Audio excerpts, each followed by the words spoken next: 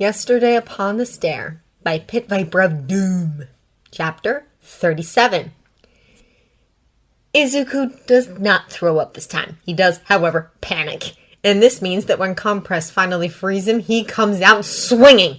His fist connects with a jaw almost hard enough to be satisfying, and the answering blow has fire behind it. Colored lights explode in Izuku's vision, and he lashes out blindly before someone grabs his arm and twists it behind his back. "If you keep struggling, I'm going to put you back," Compress tells him. He's calm when he says it, not angry, not even frustrated. "And I can keep putting you back and taking you out again for as long as I need to. Do you want that?" Izuku's fists throb from clenching so tightly, but when he tries to strike again, his arm will not respond.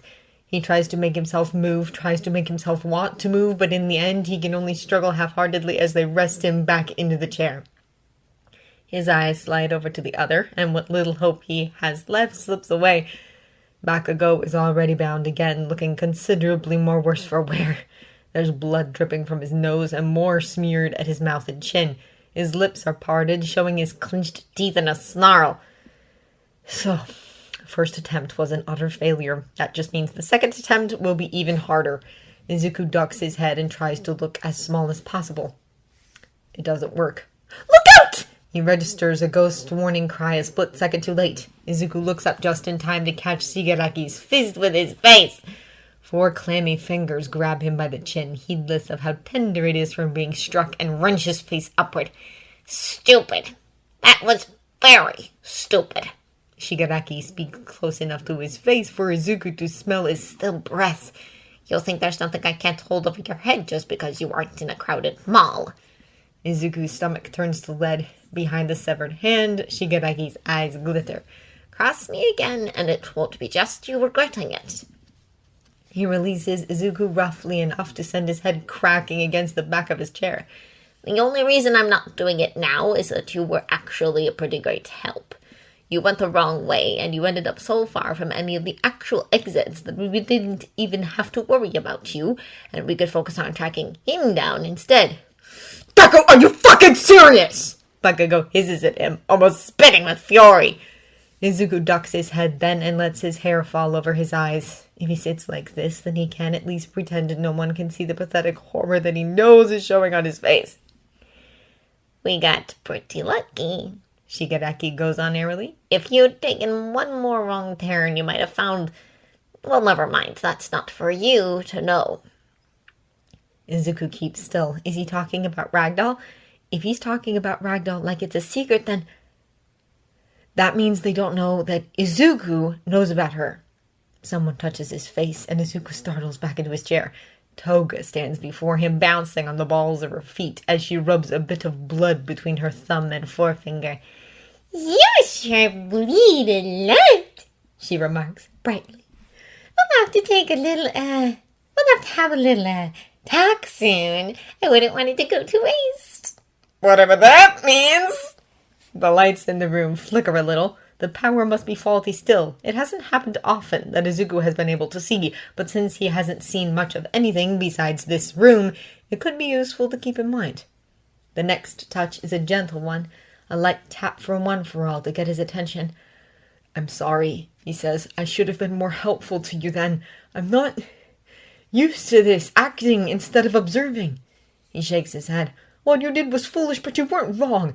That hero's time is running out. My brother won't keep her much longer without taking her quirk, and once he's done that, he'll either discard her or use her further. And I don't know which is worse." Izuku keeps his eyes on the villains around him, watching through the gaps in his tangled curls. "I don't think I'll get another chance to escape like that anytime soon," he says. "But if I can at least wake her up and free her, then maybe she has a better chance than me. You said she was sedated. Is there a way to counteract that?" The ghost's eyes light up. "Wait here," One for All tells him. "I'll ask around." On the second morning after Izuku is taken, his belongings arrive on Inko's doorstep. It isn't much. Just his clothes and toiletries, personal camping supplies, everything he took with him on the trip. Someone even managed to find his phone in the woods. The screen is cracked in several places, but otherwise it's still in working order. She puts his clothes in the laundry basket, puts away the rest of his things, and picks up his phone. Ingo doesn't know the passcode. She's never used it before. She's not the sort of parent to go snooping through her son's texts, but they both can unlock each other's phones just in case of emergencies.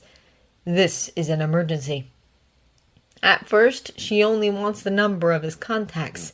If the person she wants to speak to cares about her son as much as she hopes he does, then calling him from her son's phone will only alarm him needlessly. But when she calls from her own phone, no one answers, and the line goes straight to a pre-recorded voicemail greeting. Inko grits her teeth and tries once more before she gives up and calls from Izuku's phone. It's picked up after 2 rings. Hello? He stammers. Inko has never imagined him stammering. He doesn't seem like the sort of person who would ever stammer. For a moment, her voice sticks in her throat. But she rallies herself and presses on. My name is Midoriya Izuku, she says. It's a good place to start to let him know that the name that probably popped up when the call came through is not the name of the person talking to him. I know you must be busy, and I hope I won't take up too much of your time, but there's something I was hoping to ask you. I don't think it's something you'll want overheard. Her throat bobs as she swallows. If you're in the middle of something right now, then it can wait. But if you have any time at all... Her voice catches. I'd like to talk to you face to face. I think it's overdue. He knows her address already. Of course he does. He's a teacher, after all. Even if Izuku wasn't the one to tell him, he has access to her son's student file. It takes him all of 10 minutes to arrive on her doorstep. Ingo has to wonder if he even needed transportation. And that is how she finds herself, with All Might in her living room, hunched and uncomfortable on her sofa with a cup of tea dwarfed in his hands, and Mika attempting to climb into his lap. There haven't been ghosts in her house in a while. They're all out looking. All Might has a ghost, Inko remembers. She teaches Izuku things and makes jokes about his height. Inko wonders if that ghost is out looking too. I need you to know that I'm not blaming you. He doesn't look like he believes her. Her voice comes out harder and harsher than she intended, but that's the fear leaking in. And even if he does believe her, it looks like he's blaming himself plenty. Good. A harsher, crueler part of her thinks. She does her best to squash it down. And even if I was, this isn't about blame, she continues. This is about talking to you about my son, which, as I said, is long overdue. The hero before her shuts his eyes. It's almost a flinch. Miss Midoriya, I swear to you that we are doing everything. I don't want platitudes, she says coldly. I don't want to be reassured, because I can't be reassured. I want the truth. So tell me, All Might, did this happen because of One for All? It's not that All Might has been fidgeting much since he arrived, but now he freezes. His eyes are wide as he looks at her, blue and ringed with black. Not even his hands shake. You're surprised, she says. That bothers me, that you would bring that kind of change to my son's life and expect him not to tell me. But that's a problem for another day. I know my son has his own life and is old enough to make informed decisions, but I don't like not knowing things about him. She sets her own cup down more forcefully than is polite. Since yesterday, I've had nothing but apologies and reassurances, and if I hear one more promise that someone's doing everything in their power to find my son, I might scream. So answer me honestly. She looks him in the eye. Was he targeted because of the power you gave him? Do you know what they want with him? It's possible, he answers. His voice is tight. This attack was spearheaded by Shigaraki, the villain who accosted him at the mall. I don't think it likely that he knows about the connection between myself and young Izuku, but it might. His jaw clenches. He isn't trying to smile. How much did your son tell you? About One for All, and what it can do, about your offer, and that there was something else he couldn't tell me. Inko pauses. Some other secret you had that was not his to tell, and was dangerous to risk exposing. I told him that I didn't have to know if it didn't put him in danger, and he didn't tell me. Oh. All Might gives a short sigh and places down his own cup. He hesitates, and his face is hard to read, but it looks like he's mentally wrestling with himself. I understand. And for what it's worth, you're right. I've done you wrong, and you deserve the truth. He puts his hands on his knees and bows his head, and in an instant he's swathed in clouds of smoke. Inko tries not to startle and rises to open a window. Wait. There's something different about All Might's voice. The pitch is the same, but something in the timbre and underlying resonance has changed. It sounds less like low thunder, less like the voice of a cymbal, and more like a voice. This can't get out, All Might tells her as the smoke dissipates and reveals him once more. Inko sits back down, hard. This is the truth. The frail skeleton of a man continues. The truth is that I have fought the leader of the League of Villains before. Not Shigaraki Tomura, but the man behind him. And this was the result. The truth is that I have no reason to believe this shadow leader doesn't know that I passed my power to your son. The truth is that I don't know what he wants with young Izuku, but it can't be good. The truth is... His voice breaks. His gaunt face is dry and smooth of emotion, but Inko can see it burning in his sunken eyes. The truth is that I fear for him. Izuku has spoken before about the appearances ghosts sometimes have. Injured, crippled, and deformed appearances. She wonders if this is how he sometimes feels, seeing someone damaged beyond repair and wondering how they got to be that way. Thank you, she says softly, for being honest. It was never my intention to come between you and your son. You didn't, Inko tells him. All Might, my husband passed away years ago, and I have raised my son almost single-handed ever since. The almost is a second point. She feels it isn't her place to tell him about the ghosts before Izuku has the chance, but she has to give credit where it's due. I know my son has his secrets, and I know that even when he tells the truth, he'll omit things to keep from worrying me, but at the end of the day, we've built up a lot of trust between us. That trust can survive you. She folds her hands tight together, whitening her knuckles with pressure. And I can tell that Izuku feels the same about you.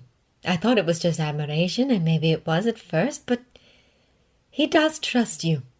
So in spite of everything, I'm going to trust you too. She catches All Might's gaze and holds it. Please don't make me regret it.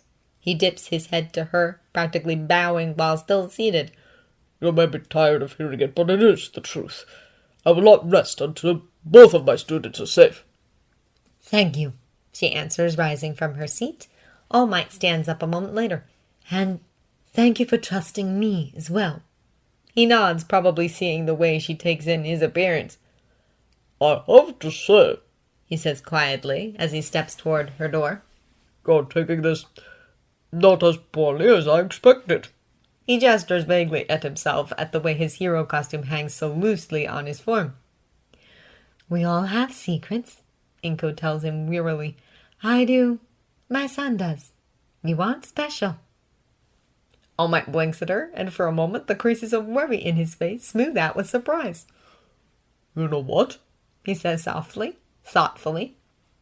I think you're the first person ever to say that to me. In the morning, it's not Shigaraki who brings him to All for One. It's Compress. Izuku awakens inside one of the villain's marble prisons. He tries to thrash, but he can't. Compress didn't bother to take him off the chair before imprisoning him.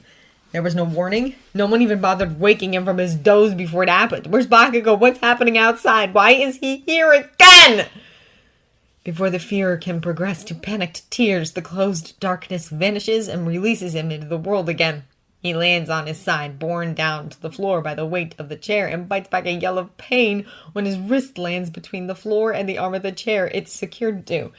He manages to wriggle it free, wincing before the straps and buckles spring free as if of their own accord.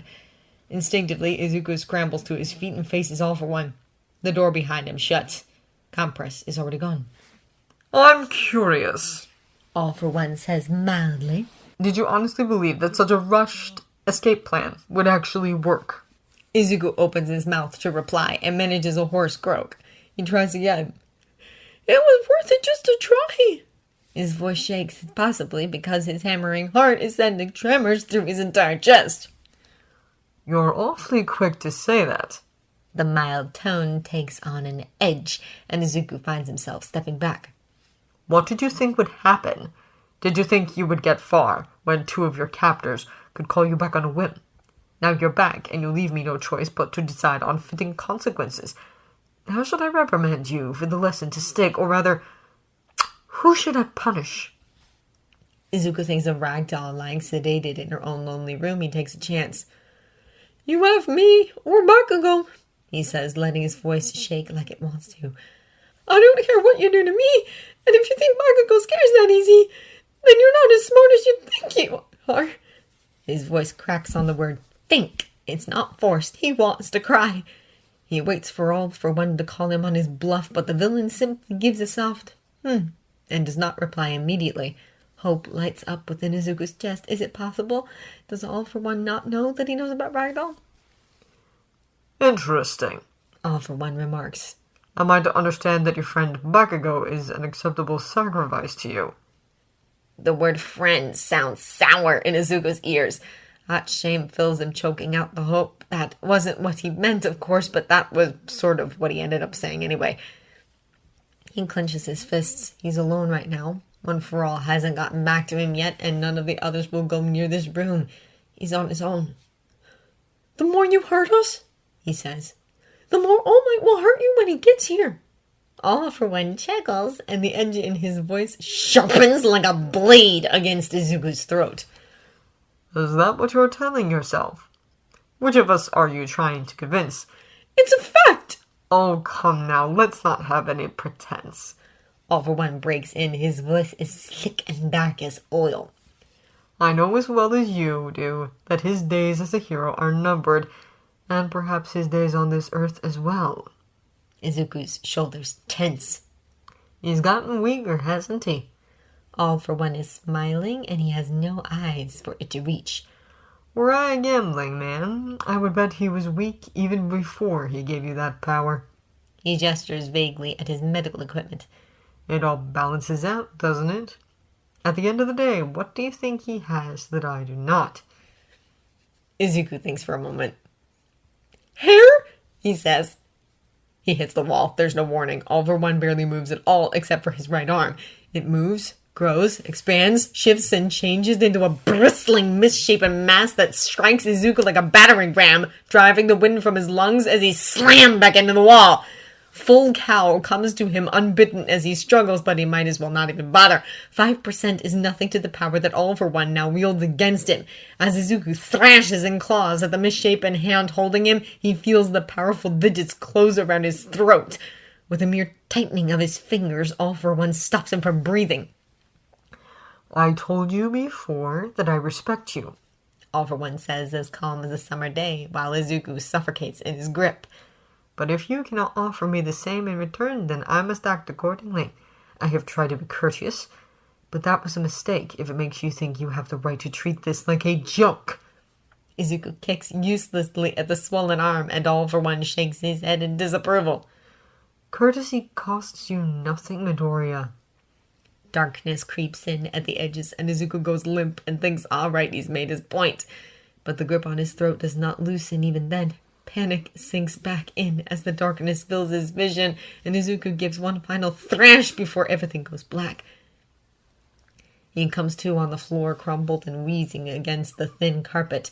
His throat aches, and his head is a dizzy, nauseous mass. Stand up now, All for One says, chiding. Let's try again. Izuku stays where he is, struggling to fill his brain with oxygen again. A shape looms over him, blocking out the light, and on instinct, Izuku crawls away from it until he hits a wall. Oh, come now, All for One tuts. You merely fainted, that's all. He pauses, while Izuku continues to get his breath back. I suppose that was a bit severe. If you feel too unwell to continue this conversation, I can call Mr. Compress to take you back again. Izuku forces himself to his feet. Out of the corner of his eye, he sees the arm retract, shrink, and become an arm once more. All for One folds his hands in his lap and gives him a pleasant smile, nodding to the righted chair. Izuku stumbles over and falls into it again. Are you ready to take this seriously? Izuku nods wordlessly. Good. Now, where were we? Ah, right, your friend Bakugo and your willingness to sacrifice him. The smile widens. Callousness? Or do you have that much faith in him? Or more likely, he has done nothing to deserve your loyalty. He pauses, considering him. You seem like the sort who saves his loyalty for those who deserve it. Izuku keeps silent. You may answer as long as you answer seriously. He's consistent. It hurts to talk now. Izuku's voice comes out as a croak. He would love to ask for water, but he can't be sure All for One won't think he's being flippant again. He's strong. He can take it. We both can. Interesting. All for One muses. Izuku looks up at him curiously, and All for One smiles again as if sensing his confusion. That you believe he's strong? You really are a child of All Might's world if you think that is what strength is. He's always been strong. It's easier just to whisper, Izuku finds. It hurts less, and his voice sounds less wobbly. I have watched his progress as I have watched yours, All for One says. I have seen a little bit of how he treats you, and I can understand why you resent him. Would it comfort you to know that he deserves it? Izuku looks away. What's more, I can tell you now that he is powerful and destructive, but he is not strong. Would you like to know why? Izuku doesn't answer. Would you like to know why? All for One repeats. Sure. Yes. Izuku corrects himself. All for One smiles again. Because the strong are those who use emotion as a catalyst to action, He explains. Fear, love, hatred, and anger. Izuku coughs. He does that. Bakugo does that. Ah, you speak from experience, but no, he does not. All for One shakes his head. His anger is not a catalyst, my boy. It is the sole driving force. And that is not strength. That is weakness, because it is so easily redirected and guided. He possesses a great deal of power, but he is still weak. He pauses. But you're quite a different story. Izuku stares at the floor and focuses on breathing. You have anger of your own, All for One says. but yours is on a leash. It doesn't drive you. It answers to your call. You keep it cold instead of burning out of control, and that, Midoriya Izuku, is strength. It's cleverness and guile, and it should be nurtured. That part of you deserves to thrive. All for One's tone makes Izuku look up. It's so pointed how he says it. It will, he says. The villain shakes his head pityingly. The world you long so much to live in will choke it out before it has the chance, because there are only two kinds of anger it will allow, the kind that burns brightly or none at all. Izuku's head hurts. One moment All for One's throttling him, and the next he's layering on the praise and life advice, and Izuku is starting to lose track of which way is up or down. Look at the heroes that have risen to the top. All Might, who laughs and smiles away the fear and anger and darkness. Endeavor, who lets his rage fuel his fires. That is what your precious world holds dear. Pretty lies and rage. That is why it will never accept you the way you are. That is why it will hold up those like your friend Bakugo, who lets his temper command him with no regard for the damage it causes. A mere thug, no more than a bully who squanders his blessings. Is that the sort of shield this world needs? We're kids, Izuku whispers. We're in school. That's what it's for. Ah, All for One says. I see. You think he'll change. Izuku clenches his teeth. You think someone like that, shaped and encouraged by the world that All Might has created, will ever learn to control that anger? You think he'll ever understand and accept that he has to, when no one in that world has ever told him that he is wrong? But do you think a mere teacher can break through that kind of arrogance? All for One asks. I can tell you know that it can't. And I know this because of you, boy. Because All Might will try to change you, or has already tried to change you, and yet you still, before me, still yourself. He's teaching me, Izuku says. There are things I need to improve on, and he helps me. He does not want you to improve, All for One says sadly. He just wants you to be him. Izuku's traitor brain drags him back, forces a memory on him. It's one of the days leading up to the sports festival, a pep talk from All Might. I don't have much time left as a pillar of justice, and so, as the next All Might, the fledgling symbol of peace, you must use this stage to announce yourself to the world. He hadn't thought much of it at the time, being called the next All Might by All Might himself. I do not need to see your face to know that will never be. All for One continues. You will never be All Might.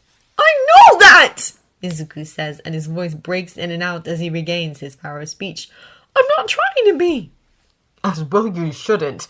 Students are supposed to learn from their teachers, not copy them. Warm approval seeps into All for One's voice, and in anyone else it would sound reassuring, but Izuku feels the ice beneath him thin. But All Might cannot see that. He only knows his way, and he can only teach his way, and because of that, he will only see it as a failure when you inevitably carve your own path. He will only see you as a failure, and as long as the world praises those like Bakugo, that is all anyone will see. He pauses. I can give you a chance to change that. Let him win. One for All had said. Izuku drags memories of pain, darkness, and laughter as a closet door closes, until the tears run and the soft sobs force themselves free. In the end, it is to his very great relief that All for One sends him back by his own power, instead of calling Compress to do the job. The black sludge deposits him back in the room, swollen-eyed and drained, and he puts up no resistance when they lock him up again. Bakugo's eyes burn into the side of his head. His former friend is watching him closely, but Izuku can't afford to care. Better to be scrutinized by Bakugo than any of the villains.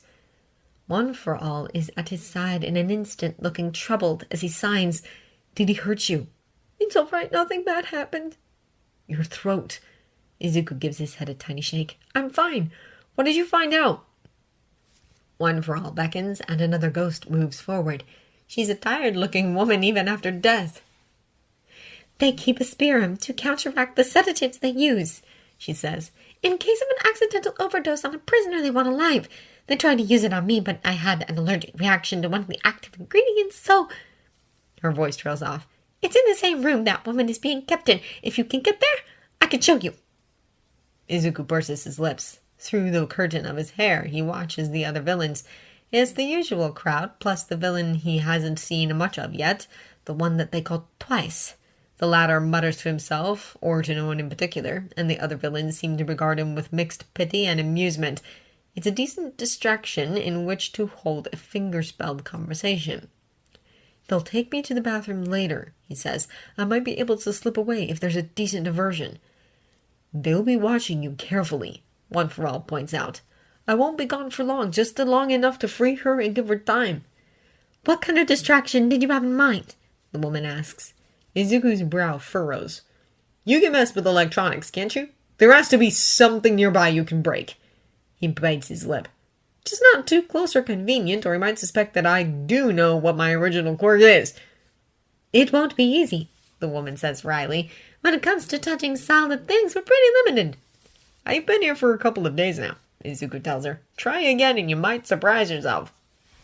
One for All's face lights up and he signs excitedly. They've been having trouble with the power in some of these hallways, he says. You probably haven't noticed, since you've mostly been teleported back and forth, but the wiring is off in the main lights, and they focus both their power and their emergency power on their priority functions like my brother's medical equipment and the doctor's work. Izuku nods. That should make it easy to mess with, then... Wait, what work? He asks. You didn't tell him? The woman says with a pointed look at One for All. He has to focus on his own escape. Knowing about that won't help him get out faster. At least if he frees Ragdoll, then she can take what she knows back to... Izuku moves his foot. To anyone else, it probably looks like a bored swing of his leg, but to One for All, it feels like a kick to the shin. I don't being like kept in the dark. He flashes a quick glare at One for All. What work? The spirit looks pained. This... For a moment, it looks like he's going to refuse him outright. Look, this is the facility where the Nomu are made. It's a big facility. But you need to not worry about that right now and focus on staying alive and making it out. I know you're very brave and very clever, but you're still a kid and you need to survive this. Izuku grinds his teeth until his skull aches. Nomu, Tsubasa, and the other ruined ghost. That locked door, was that what they were trying to show him? It takes a great deal of effort, but he finally manages to shove that bit of knowledge into a file for later. It's all for one's own stupid mistake bringing them here. All Might and the other heroes will find them eventually. When they do, they'll bring this place down around his ears. Izuku just had to make sure they get here fast. Katsuki has never been one for wondering. His thinking has always happened in a fairly straight line, and people who get things done by thinking a lot are the ones who aren't strong enough to get them done with a punch. But he sees Deku now, and he sees the way the villains act around him, and he wonders. He wonders about how quiet Deku is with his meek complicity and his infuriatingly docile reactions to everything these shithead villains do. He wonders about how often he vanishes, apparently to chat up the Shadow Leader himself, while all Bakugo gets to do is listen to Shigaragi's manic recruitment pitches until exploding his own goddamn face starts to sound appealing. He wonders about how much quieter Deku is now than he was when he first got here, how little he fights, how sharply he watches things around him, how he offers weak little smiles to some of the villains if they happen to talk to him, how he won't even look in Katsuki's direction anymore. Katsuki isn't stupid. He knows that getting hit 3 or more times by the same villain group within the space of a school term isn't normal for the top hero school in the country. He knows it can't be a coincidence that this group knew details about both the USJ trip and the Forest trip when the school keeps those things under wraps. He knows they have to be getting their information somewhere. And now he looks at Deku and he wonders. It seems absurd at first. Deku's a sneaky, mealy-mouthed little shit who doesn't know what's good for him, but he's never made it a secret what he wants.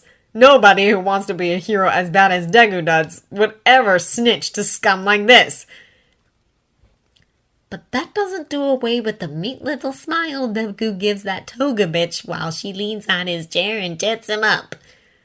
When the possibility gets lodged in his head, Katsuki's first reaction is one of fury. If Deku's some kind of traitor, then Katsuki would be happy to string him up with his own hands. That's what he'd do to any traitor. He'd end them without a thought, no questions asked. And yet he has questions now. Questions like, why? And the answer comes from a place he wish it didn't. Because questions that come to him from Aizawa's mouth make too much sense to brush aside. People have limits. Even the kindest, most patient people have limits. They're fallible. They can be pushed too far. His hands ache as phantom pains grip his knuckles. Memories of so many punches, so many blows, so casual that he's forgotten most of them. He thinks of yanked hair, careless burns from letting his quirk go wild.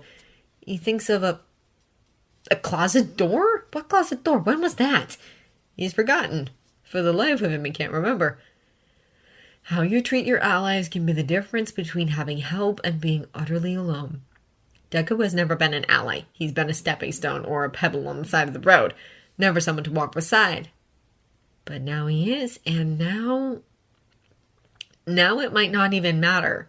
Now it might be too late. Maybe it was already too late before he even got here.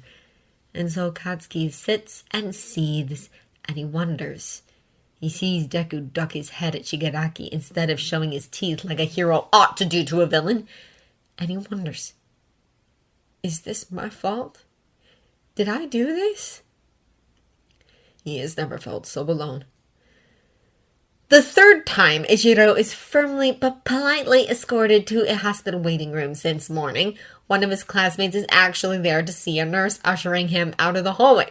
Ichiro doesn't quite know what he looks like at this point, but it must not be pretty if it shoves Ida to mom friend mode in no time flat. Then again, Kirishima's been drifting around here since yesterday, waiting for news about Jiro's condition, despite being surrounded by friends, but equally desperate to keep them from seeing how wrecked he's been since the camp. Classmates have come and gone, some of them staying, some of them going home, but Ida's been a constant. I'm worried about you, Kirishima-kun. Eijiro's in a chair now. Why did he end up in a chair? If you need to talk, then you don't need to hold back. There's a steadying hand on his shoulder, and that helps bring him further into the here and now. It's fine! Eijiro flashes a quick grin. I wasn't injured or anything. Never even left the facility. His stomach dips and twists as he says this. He never even left, barely even sniffed danger while everyone else fought for their lives! I wasn't talking about physical injury. Hiroshima. Ida grips his shoulder lightly, compelling him to look him in the eye. I haven't seen you with anyone. Are you here alone? Do you need help getting home? No, Eijiro says, a little too quickly. No, I don't. I mean, I'm fine. Kaminari and Ashido are sitting with Jiro, and Sero's with them, and everybody else is doing their own thing, and I mean, I don't want to bring the mood down any further, but I don't want to go home yet. Well, I'm not doing anything at the moment, Ida says. I'd be happy to keep you company. Dude, no, I'll be fine. You don't have to... What if I want your company? It's getting harder to smile, and Eijiro's grin is getting weaker. I mean, have you checked on Uraka, or... He hesitates. Or Todoroki? He hasn't seen much of Todoroki, and he gets the feeling that it's because Todoroki doesn't want to be seen. Uraraka's only a little better by keeping Ashido or Yaoyorozu company, and sometimes it looks like she's barely holding it together, but at least she's showing something. As far as Eijiro knows, Todoroki hasn't. At all. They seem to be checking on each other quite frequently, Ida says, which honestly, I should find it reassuring. I've been worried about Todoroki, and I've always known Uraraka to be a rock of good sense, and yet I get the feeling they're avoiding me. Oh, that sucks. They talk for a while until Ida apparently decides Eijiro's not about to have a nervous breakdown, and then they both move on again. Eijiro makes an effort to keep his mind in the present.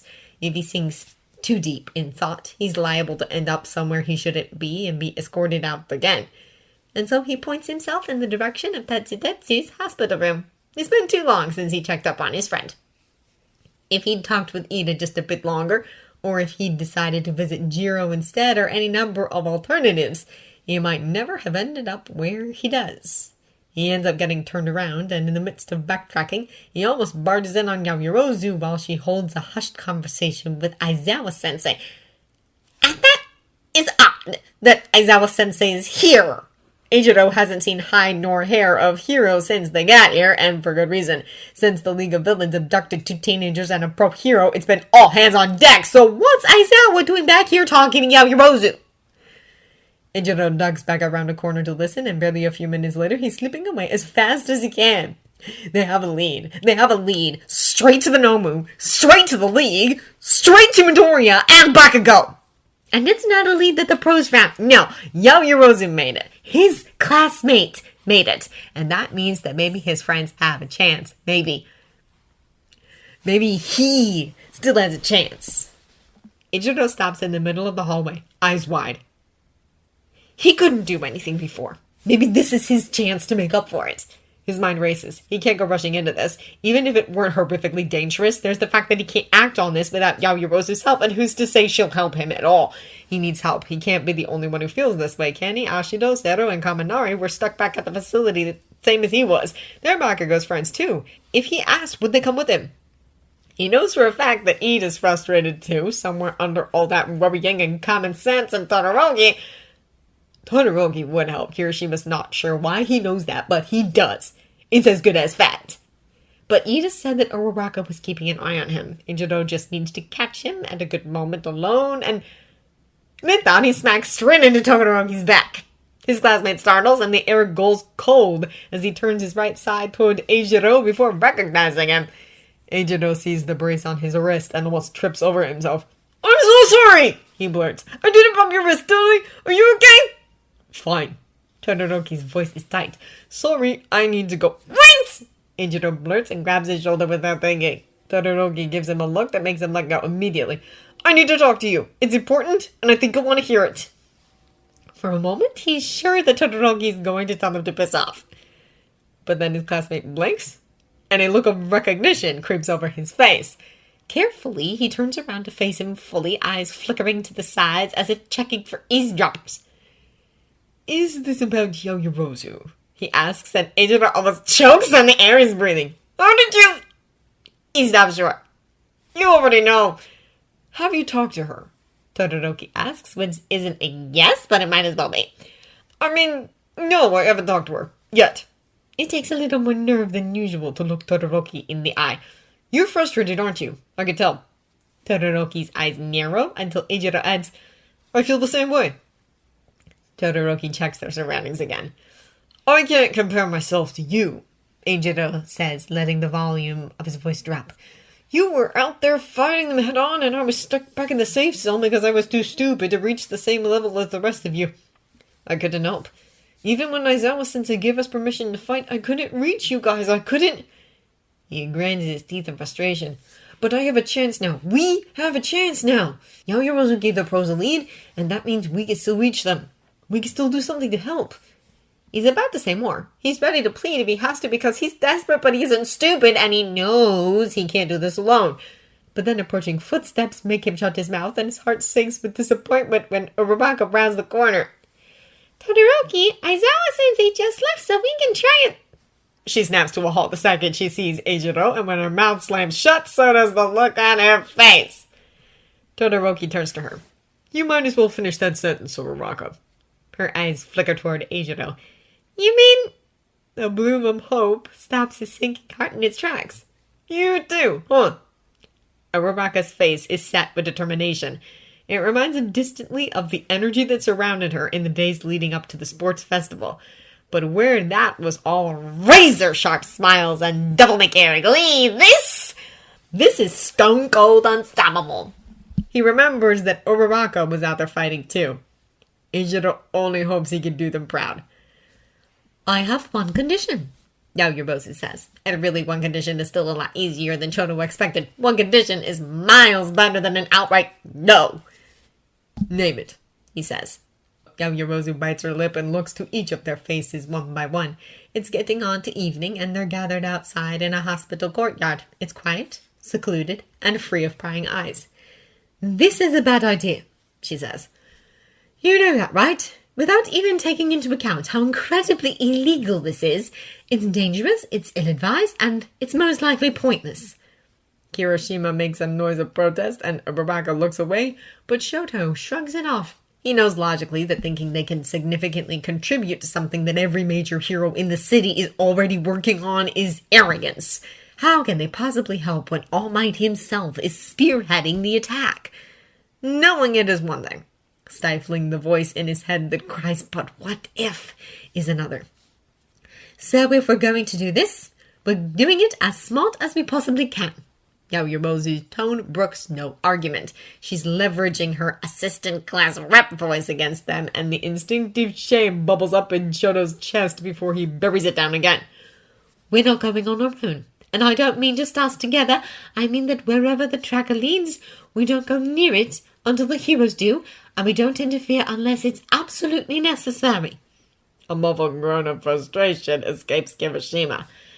If you can't agree to that, then I'm ending this before it starts, Yaoyorozu says. It's not a bluff. Yaoyorozu isn't the kind of person to make empty threats. Fine, Kirishima says softly. Do you know when that is? Uraraka asks. Yaoyorozu nods, and her shoulders go from tense to squared. Yes, she says.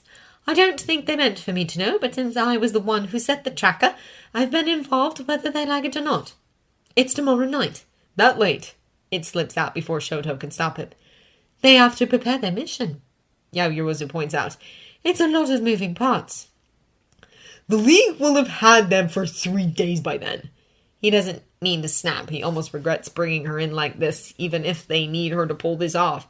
He didn't realize that waiting on the pros to make a move meant waiting an entire day. Well, that's how it is. Yaoyorozu's tone turns harsh. Hero work isn't just running headfirst into a fight.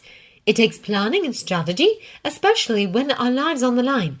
Our classmates' lives are on the line, Todoroki. Are you telling me you want them to rush it with those stakes?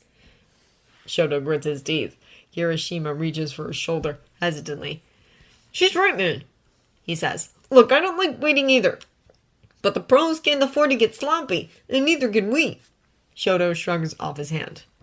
Todoroki, Uraraka sounds resigned. I'm worried about him too, but if we don't get this right, we could end up making things worse for him. For both of them. You know that, right? I know. Shoto says tersely. I hate it, but I know. So that's a yes all around. Uraraka turns back to Yaoyorozu. No jumping the gun, no going in alone. We do this as close to above board as we possibly can. That leaves us with time to get ready, right? Kirishima points out. Best as we can. School's holding on to all our gear, so that's how. And there's another problem, Uraraka adds. Every one of us has been directly in the spotlight on national TV. We're all recognizable. There's a shopping district close to where the tracker leads, Yaoyorozu says. There's enough distance that we probably won't attract attention, and it'll be easy to get lost in the crowds. We need to work out when. Shoto reminds them. Oh, good thinking. Kirishima nods. Yaoyorozu, what more can you tell us about what the pros are planning? Well... Yaoyorozu hesitates, looking uncomfortable. It takes a moment for Shoto to understand why. Not here, he says. We're in public and it's pretty exposed out here. He hesitates, pursing his lips. Come on, we can talk more in my place. Is that better? Uraraka asks skeptically. My father hasn't been home lately for obvious reasons, Shoto says with a shrug. And it's about as secure as we're going to get. Kirishima looks eager at this. Perks of being the number 2's kid, huh? Number 2 is right, Shoto mutters as he heads back out of the courtyard. What'd you just say? Kirishima calls. Nothing. The rest follow him out. Momo, I had a thought. Uraraka speaks up. Going out and buying disguises costs money. Do you think you can make us some stuff instead? Maybe, Yaoyorozu mutters back. Let's discuss it more when we're at Todoroki's house. You will do no such thing! Shoto freezes. Kirishima yelps in alarm and trips onto his back. The girls go still. Striding toward them from the shadows closer to the building is the very last person Shoto hoped to see. Ida looks fit to be tied! The four of them exchange glances. Uraraka starts. How long have you been listening? Long enough, Ida says coldly, halting before them. And I'm putting a stop to this here before the four of you make a mistake we all regret. Yaoyorozu lets out a harsh sigh. Ida, we're not... It doesn't matter! Ida doesn't quite raise his voice, but it feels like he's shouting. All of you. 2 nights ago, any one of us could have died. Do you understand that? 3 of you were in the thick of it. Have you forgotten how dire this situation is? Kirishima seems to shrink in on himself. Shoto fights against a wave of unreasonable anger. It almost overtakes him completely. He's spent the past 2 days in a numb fog, and the sudden fury burns extra hot and extra sharp. He tries to clench his fists, but he can only manage one of them. I haven't forgotten, he says quietly. You can't possibly think any sane minds would approve of this. Ida goes on as if he doesn't hear. You don't have to approve, Shoto snaps. We don't care if you like it or not, Ida, just don't get in our way. Ida's eyes snap toward his. I'm surprised at you, Todoroki, he says coldly. I would have thought that you, of all people, would know how foolish this is. Shoto almost loses his temper then and there. Don't push your screw up on me. He snaps, viciously satisfied when Ida bridles. If you'd bothered to actually listen, you'd know that our intentions are different. I don't care about your intentions. What you're doing is breaking the law and needlessly throwing ourselves into danger instead of letting the heroes handle things. You're talking like this has nothing to do with us, Shoto retorts. You said yourself 3 of us were there. We already have a stake in this because we were involved from the beginning. And you survived. We survived and we escaped, and I know you're upset about Midoriya, but do you really think he'd want you running back into danger after you barely escaped with your life before? He would do the same for any one of us. Shoto grits out, and then he keeps going because he is just angry and afraid enough to be cruel. And you know that because he already had to. Ida punches him. The others gasp, but Shoto lets it come. He's almost glad of it. It's the most he's felt since the night of the attack. Ida! Uraraka tries. That was low. Ida's voice shakes. His still clenched fist shakes. Every part of him shakes. That was low, and you know it. Was it a lie? Shoto asks. He isn't bleeding, but his cheekbone throbs. He'll probably have a bruise there tomorrow. How could you use that to defend yourself? Ida demands. Don't you see the hypocrisy? Shoto finds his own hands shaking now too. Ida, don't you see that you're about to make the same mistake I did? Ida's voice rises in volume. Don't you remember how angry he was with me? What makes you think it'll be any different for you? Shoto grabs a fistful of Ida's shirt in his left hand because his right is still splinted. Surprise registers on Ida's face as Shoto yanks him closer and grits out his answer through clenched teeth. I had him, Ida. Ida's eyes widen. What? I had him. I was holding on to him when they took him. When they pulled him through that gate. Pressure builds behind his eyes, hot and stifling. I had him. And then I let him go. He sees Ida's eyes lower, traveling from his face to his injured hand. He sees the moment that confusion becomes dawning realization. Todoroki! Uraraka's voice is soft and careful at his side. It wasn't your fault. Yeah, we know you, man. Kirishima adds. If there was anything you could have done, you would have... There wasn't, Shoto says. And I didn't. Ida's hand rests on Shoto's fist. Think about what would have happened if you hadn't let go, he says, and his voice is full of compassion, but Shoto doesn't want compassion! He just wants Ida to understand! They would have taken you too. I don't care about what would have happened, Shoto tells him. What did happen was that I had him, and then I let go.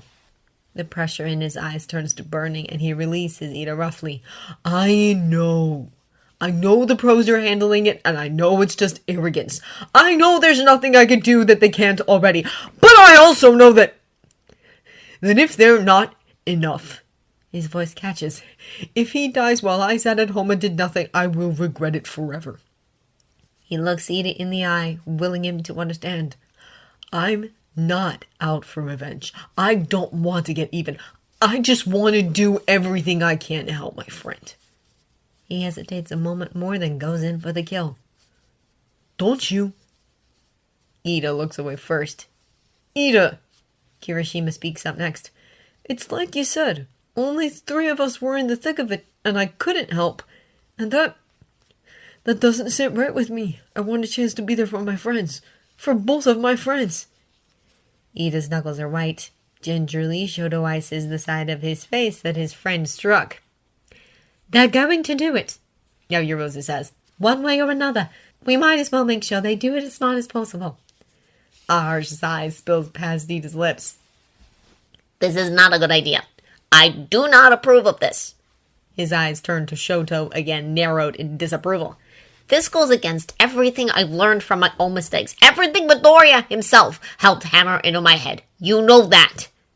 If he's angry with me for it, then at least he'll still be alive to be angry, Shoto says.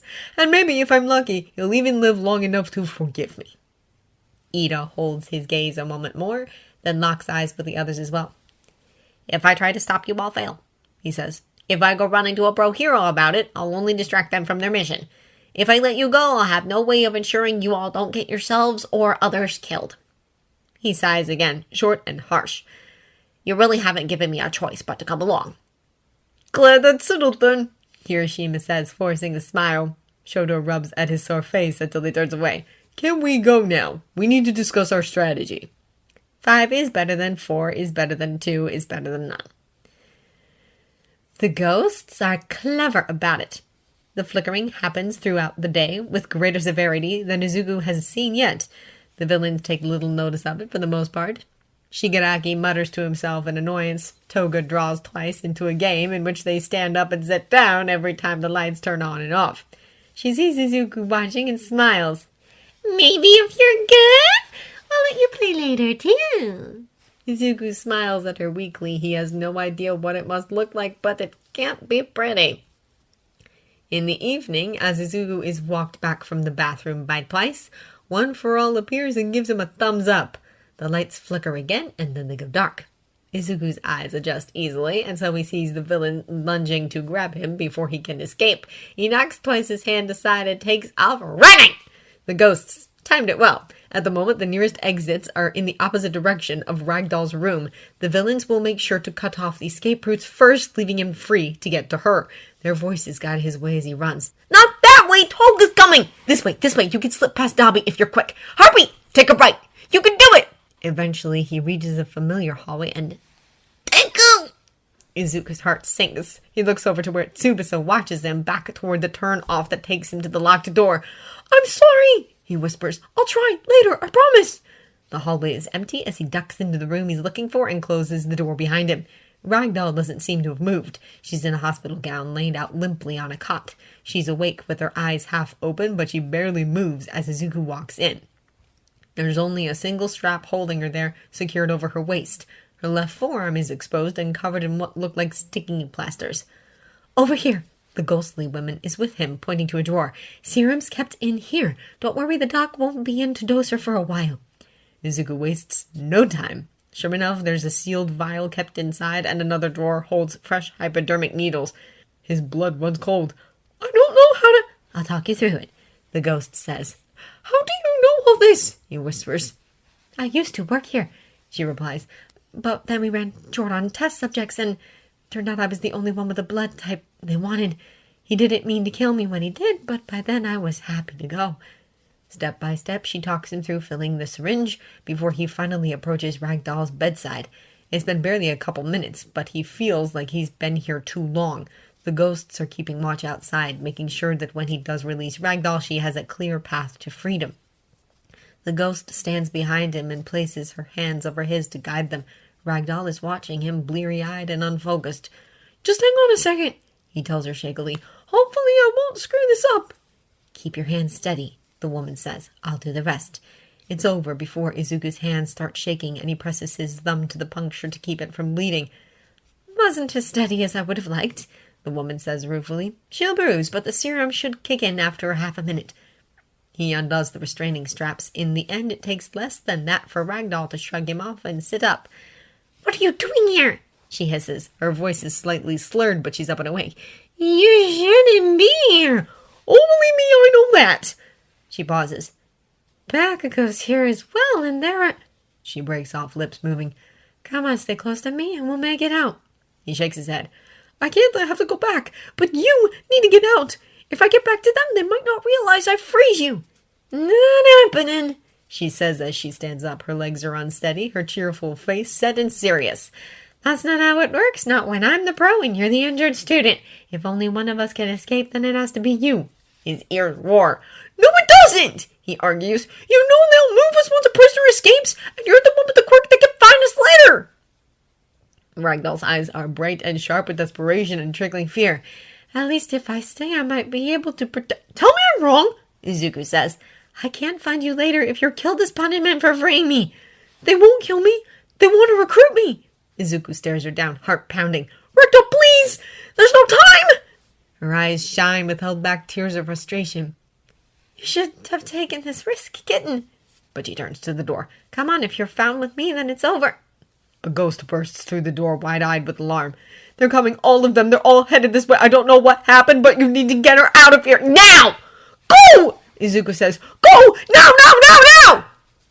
There must be something in his tone that convinces her because she throws the door open and runs out as fast as her addled state will allow. Izuku runs after her into the darkened hallway but does not follow her further. He looks to the ghosts for cues because if they're coming, then he can find out where and he can draw them off and give Ragdoll time. He can do this, he can save her, and in doing so, maybe save himself and Bakugo. Wait! Izuku is spun around and finds One for All, tense and fearful before him and Ragdoll at the nearest corner, unwittingly surrounded by desperate, wide-eyed ghosts. They're coming. Tell them to turn back. What? Izuku blurts out just as Ragdoll whirls back around to him. She sprints to his side and grabs him none too gently by the arm. Either run for an exit or get in that room and hide. They're here. But they warped into the next hallway, one of the ghosts says. All of them! They're headed this way and they know you're here. Head for an exit, Ragdoll orders. I'll hold them off. But go! She cries just as Twice rounds the corner at a run. Now, miss, he says, hands held out. Please come quietly. I'd rather not. She takes him out with a haymaker to the jaw. Go, kitten, get out of here! Toga is the next to appear with Spinner and Magne not far behind. Another hand grips his arm. It's the ghost woman again, pulling him away. She's right, this is your chance to escape and you're not likely to get another one!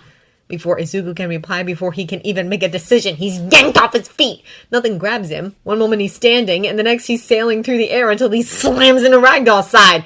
The heroine grunts with the impact, and in spite of Izuku's best efforts, he can't separate himself from her. Good work, Magnet! Toga chirps. I was hoping to stop her a little, though. Shift over a little, Ragdoll murmurs. Turn my back, please. In a moment, Izuku sees what she's trying to tell him. Instead of trying to pull away, he slides over until he's pressed against her back instead of her side, letting her arms maneuver more freely. He hears a grunt of pain from Spinner shortly before Ragdoll lunges, dragging him along. Whoosh! Done! The pressure releases, and he tumbles away from Ragdoll to find her slamming the handle of Spinner's weapon in a Magne's stomach. The villain doubles up, retching, and a swift elbow to the back of her neck knocks her flat. Toga lunges forward with a knife in her hand, and Izuku kicks out to trip her before she can reach Ragdoll's back. Beneath him, the floor turns black. Izuku's blood turns to ice. Ragdoll, get out of the portal! He yells just a split second too late. The warp gate drops them all in another room on the cold, hard floor. At All for One's feet. Izuku isn't immediately sure that it's All for One behind that heavy metal mask, but with the telltale whir and hiss of oxygen and life support, it can't be anyone else. For a moment, it's dead quiet. The villains are quickly on their feet. Spinner, Toga, Compress, Shigaragi, Magne, and Dabi. Kurogiri stands alongside his leader, ready to bring them back if they try to run. Ragdoll's eyes are fixed on the figure before them, flickering as she sizes him up. All for One sighs. Midoriya, He says. my dear boy, I am very disappointed in you. Ragdoll moves. She lunges, not toward All for One, but Kurogiri. His quirk is powerful, but Ragdoll is fast, leaping on him, then slipping a syringe from beneath her hospital gown and plunging it into his body. Spinner lunges to grab her, and Izuku tackles him away from her. Kurogiri staggers, and when Ragdoll takes him down, he doesn't get back up again.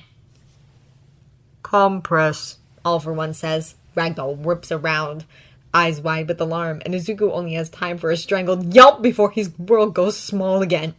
He's screaming when Compress lets him out, then imprisons him.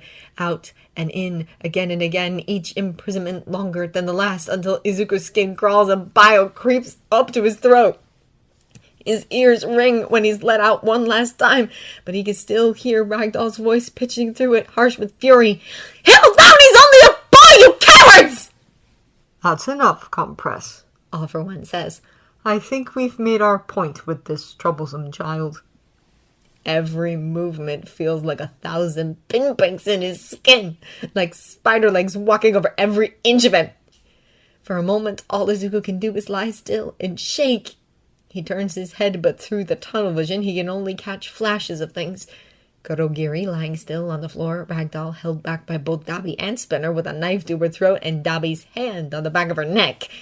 One for All crouching by him with a look of anguish on his face. He knew, the spirit says. He knew, and he was waiting for you, but he never said it out loud so no one overheard it.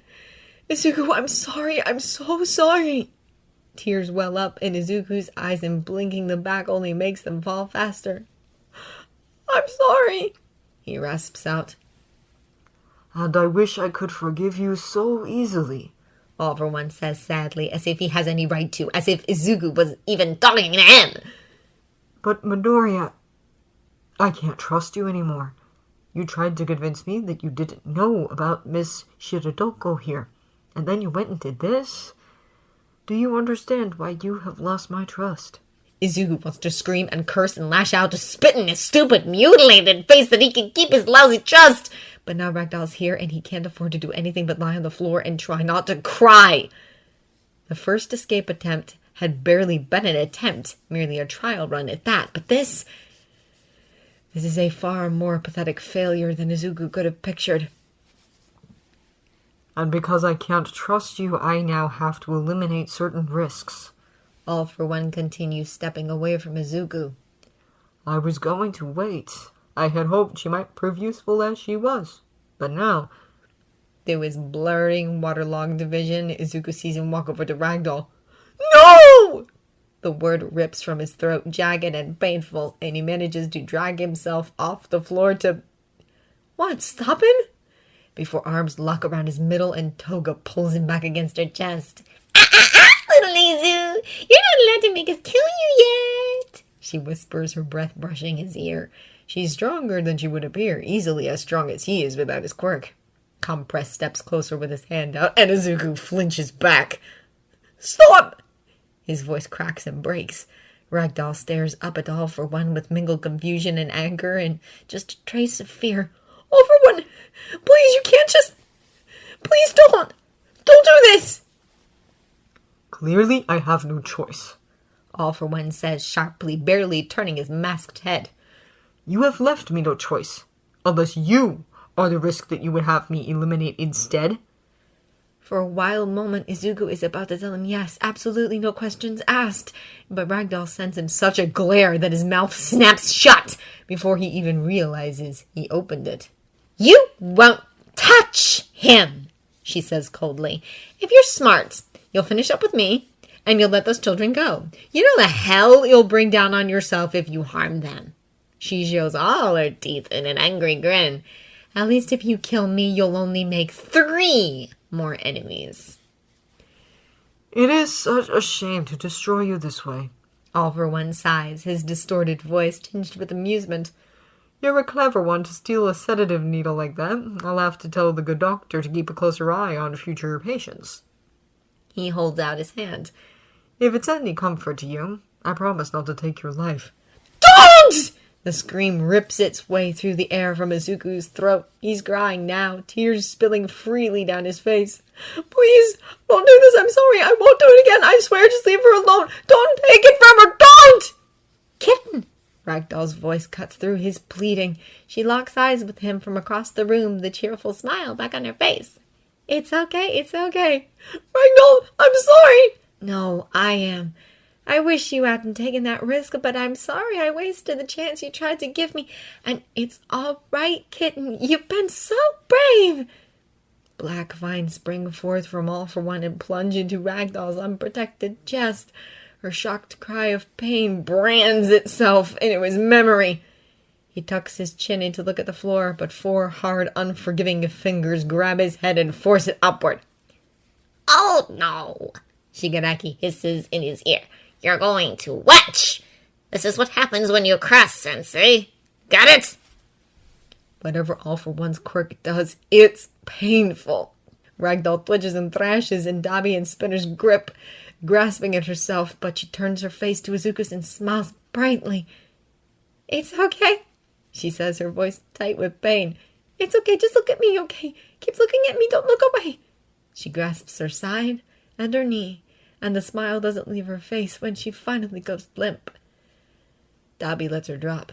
Spinner is at least gentler about lowering her to the floor. There's no pretense this time. Izuku cries, and it's real. He cries until his mouth is dry, until he can barely breathe, and his voice is cracked and crumbled to nothing. The hands and arms gripping him are gone, and he can't even bring himself to care. All for One grasps him by the chin and tilts his head up until Izuku is looking up at the mask through the haze of tears.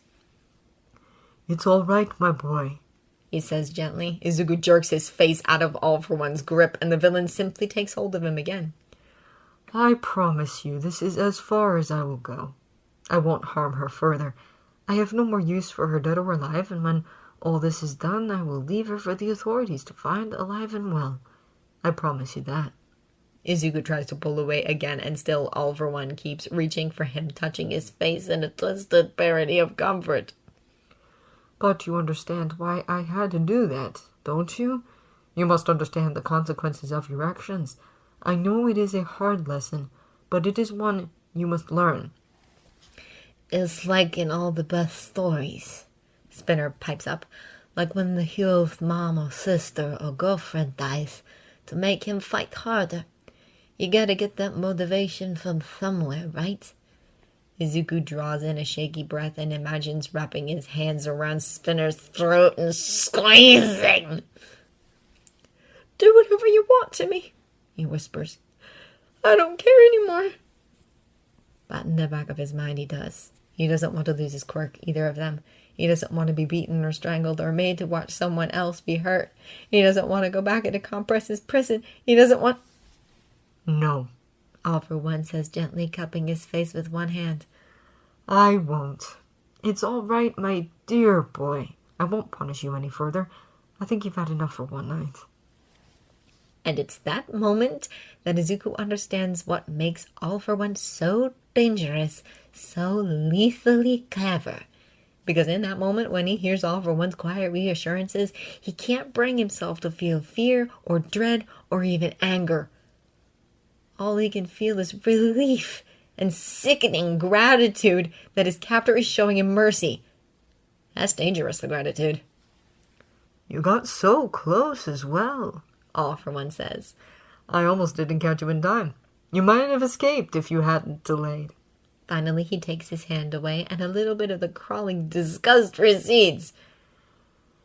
She was right, you know. It was such a waste. Izuku looks up, blinking back tears. What? It was such a good chance, and it went to waste because... What did she say to you when you tried to rescue her? That you shouldn't have tried? That you were wrong to try? You shouldn't be here, Ragdoll had said. She didn't! She would have led them straight to us if she'd escaped when she had the chance. All for One tells him, his voice still placating and gentle. Even if we moved her quirk, I could sense it now. Her quirk would have let her follow us to the ends of the earth. That was your plan, wasn't it? And it was a good logical plan. But she hesitated because you didn't follow the rules and behaved like a meek prisoner. All for One's hand comes back to rest on his shoulder. And that is the problem I am trying to fix. This world that holds savagery and cruel lies in her regard and cares more for rules and regulations than people. Do you understand? A shaky sob cuts off Izuku's reply. The hand on his shoulder squeezes gently. I said, do you understand? Izuku lowers his head and nods. All right, let's get you back then. Compress? Beneath All for One's hand, Izuku stiffens. All for One pauses. You would prefer not to go with Compress? Izuku keeps silent, and All for One sighs lightly. I saw before. His quirk. It frightens you, doesn't it? Izuku grinds his teeth and keeps silent. I understand we all have our fears, but that does not mean that we cannot get stronger. If you accept me, Midoriya, I will help you get stronger. I will help you kill the fear that lies within you. He releases Izuku's shoulder and steps back. That's enough now. Toga and Magne will take you back. Compress, move Miss Shiratoko somewhere safe. Tomura, a word if you please. Izuku is hauled to his feet and dragged back into the hallway. He manages one last look at Ragdoll before Compress's quirk makes her vanish. The dead watch him solemnly. Their apologies and regret wash over him like water to oil. A sea of white eyes. And black when he catches a glimpse of Tsubasa and a few other black-eyed ghosts before they vanish into the crowd. Something tugs at his chest. Black eyes. Ray. He misses Ray. How long has it been since he last saw her? He remembers nothing of the journey back and only comes back to himself when he's strapped to the chair again and finds One for All kneeling at his feet. I failed you. Izuku purses his lips. Ray, he answers. Find Ray. One for All raises his head, frowning in confusion. She's a little girl, Izuku explains. Black hair and black eyes. You'll know her when you see her, but you won't want to get close because she'll make you feel afraid if you do. She's looking for her little brother. That's what she calls me. Find her and tell her where I am. I need her. One for All nods. We can do that. That's a lot to go on. We won't fail you this time, I promise. He stands up and brushes Izuku's shoulder with his hand. I'm getting you out of here alive and with your quirks intact, if I have to die a second time to do it. When the ghost leaves, Izuku ducks his head and doesn't think about how Bakugo is watching him. It's disconcerting to be sure, but he doesn't think about it. He can't think about it. Not when the look on Ragdoll's face is emblazoned across his memory like that. The smile on her face brightened pain as she twisted and clutched at herself in pain, her side just above her right hip, one shoulder, her knee. Just look at me, okay? Keep looking at me. Don't look away. Izuku blinks. It's not hope that breaks through the despair, merely a realization. Her side, her shoulder, her knee. Look at me, don't look away. Her quirk could sense physical weakness. Side, shoulder, knee. All for one. As it sinks in, he wants to cry again. Even as her quirk was ripped from her, she still used it to help him. To give him something. He's going to find a way to use it if it's the last thing he does.